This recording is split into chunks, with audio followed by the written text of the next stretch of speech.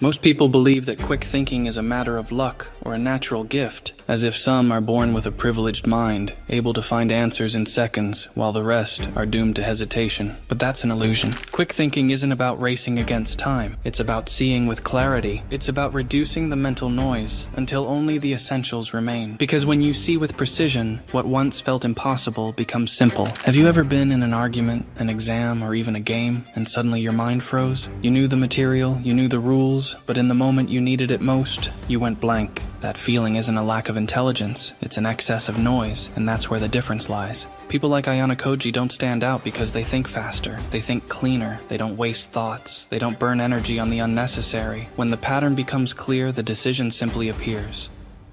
Most people believe that thinking more means thinking better, but that only creates confusion. It's like trying to see through a fogged-up glass. The harder you strain your eyes, the less you see. AYANOKOJI does the opposite. He reduces, he simplifies. While others panic, trying to predict 1,000 possibilities, he focuses on what truly matters. In chess, beginners chase immediate threats. Masters look at the structure, the balance of the board, the invisible weaknesses. Thinking fast isn't about rushing for an answer. It's about knowing where not to waste time. It's asking, what really matters here? What can I ignore without losing anything? This is the first key, clarity before speed.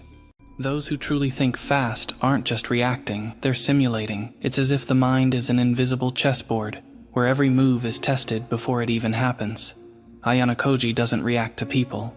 He simulates. He observes a gesture, a word, and already builds a mental map of the other person, their intentions, their weaknesses, their expectations. In a negotiation, a game, or even a casual conversation, the fastest minds have already run this engine in their heads. If I say this, they'll respond like that. If I change my tone, maybe they hesitate. If I give the impression of weakness, they might overexpose themselves. This isn't innate instinct, it's practice. It's training your brain to imagine paths before they unfold. And the interesting part is that, over time, this simulation becomes automatic. From the outside, it looks like you made a decision in an instant, but in reality, you've already trained that scenario thousands of times in silence. Those who learn to simulate start living a step ahead, not because they can predict the future, but because they've already rehearsed it mentally.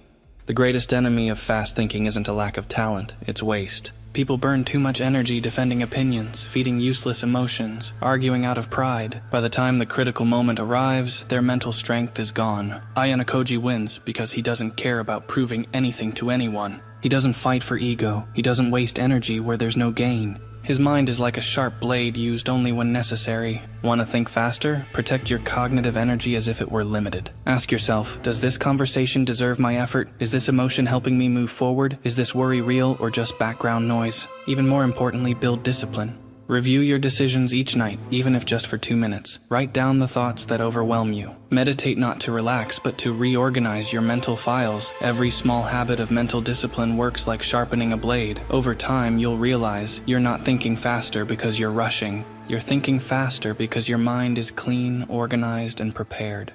The act of thinking fast and analyzing scenarios isn't a gift, it's training and habit. If I helped you in any way, leave a like, subscribe, and stay tuned for the next content. See you next time.